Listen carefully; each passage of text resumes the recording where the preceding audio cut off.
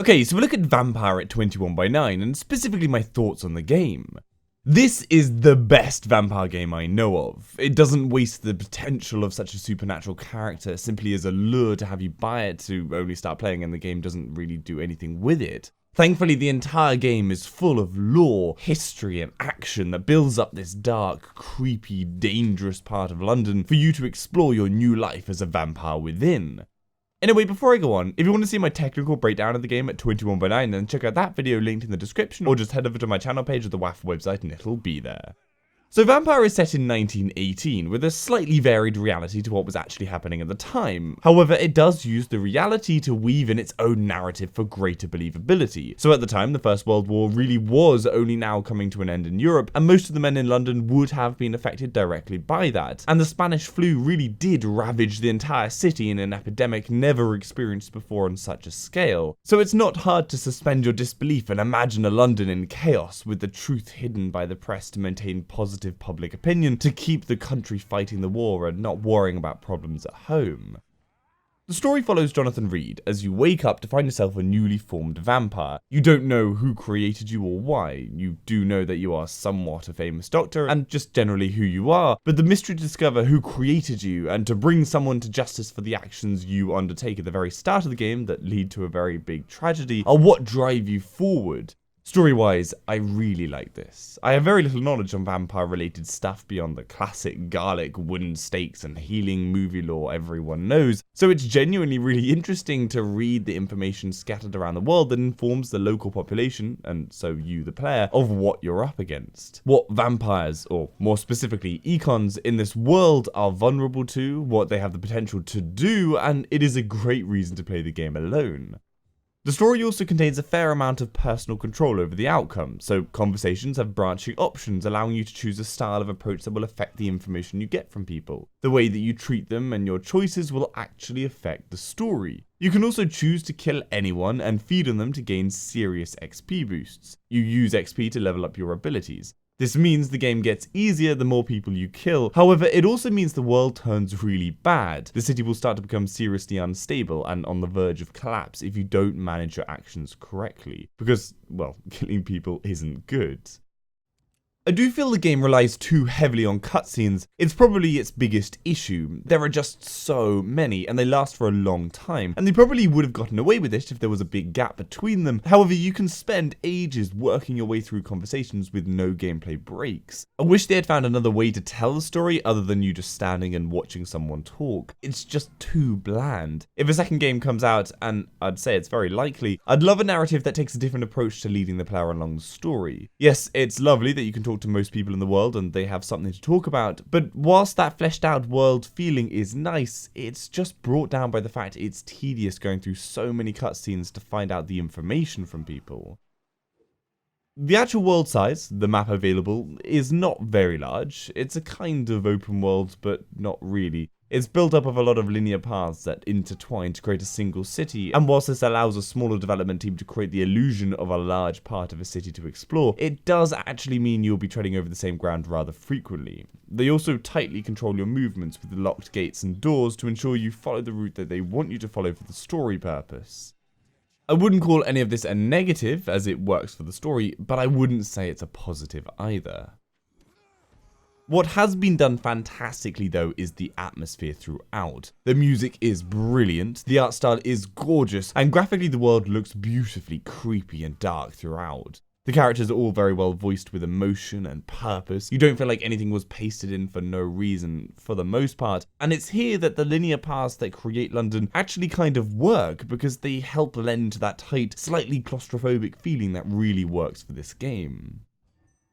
Okay, so gameplay. Moving about the world is both a case of walking, or running about, taking in the sights, and fighting a range of vampire spin-off creatures and humans looking to kill those creatures. Combat is really fun. I've heard complaints about it, but I simply don't agree with them. It's robust, enjoyable, and varied. You can fight with a variety of handheld melee weapons, use long-range guns, secondary weapons to stun or bleed enemies, and of course, the best set, your vampire abilities. These are where the real power lies.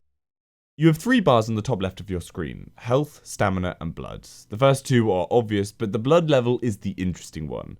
So to use vampire abilities, you need blood, and filling up that meter requires you to drink the blood of, well, enemies. You can top it up with rats in certain places, but that's a small point. So when fighting, if you have enough blood, release any of your range of attacks, from jumping hits to blood spears to rising out of the ground to protective powers, etc. There are a lovely range of options to utilize. However, once you run too low on blood, you'll be unable to use any of these abilities. It's how they balance these powerful attacks with standard ones.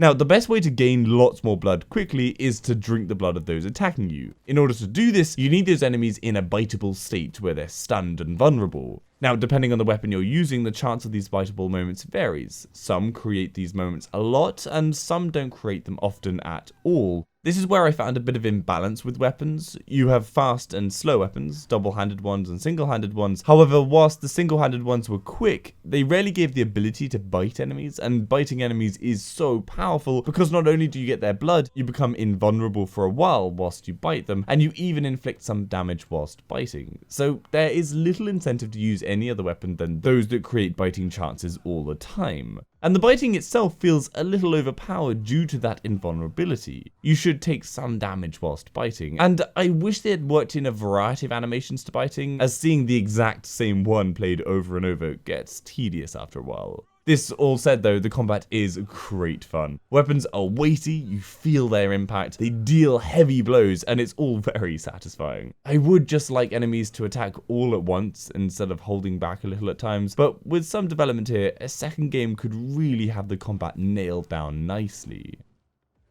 With everything you have in the game, you can upgrade it. There are upgrade trees for your abilities, and you can upgrade those upgrades, but generally those secondary upgrades are uninteresting, cop-out options, like making something that deals damage just deal a bit more damage. It's not bad, it's just not imaginative. You can also craft a few different things in the world, generally aimed at healing remedies. These you can use to heal people around the city that you meet. Now, there are two reasons for this: to either make their blood better for you to feed on and gain a ton more XP, or to simply heal them and let the area get better and more stable. You decide.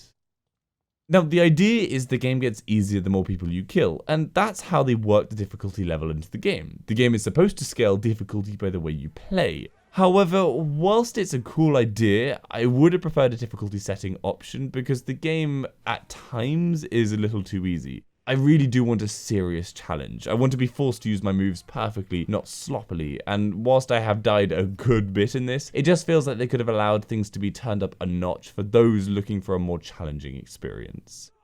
All in all, I'm really loving this game. It's got great combat, an interesting story, and gorgeous graphics. There are numerous angles to give you a reason to play this. If it's the historical setting or the vampire supernatural angle, it should interest a great many people. It isn't perfect, but it's still a solid game and gets a definitive recommendation from me. Anyway, remember, if you want to see my technical breakdown of the game at 21/9, then be sure to check out that video linked in the description, or just head over to my channel page or the WAF website and it'll be there. I hope that gives you a better idea of what this game has to offer at 21/9. Give this video a like if you found it helpful, and subscribe for future info. For another games at 21/9, head over to my channel page or the WAF website. Hopefully I've covered it. If I haven't, then leave a comment down below and I'll try and cover it. And if you'd like to support the channel, the links to my Patreon page in the description, and Amazon affiliate links there too. See you later.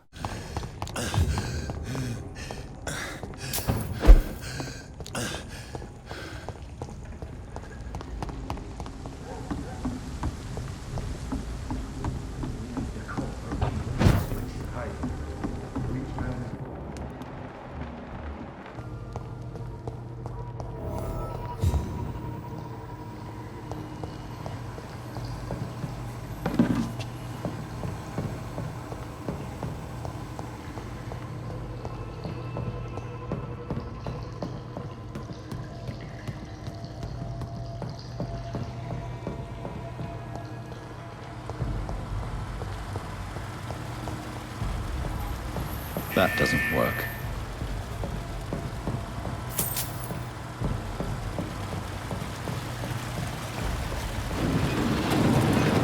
So that's it. These wheels control the water level.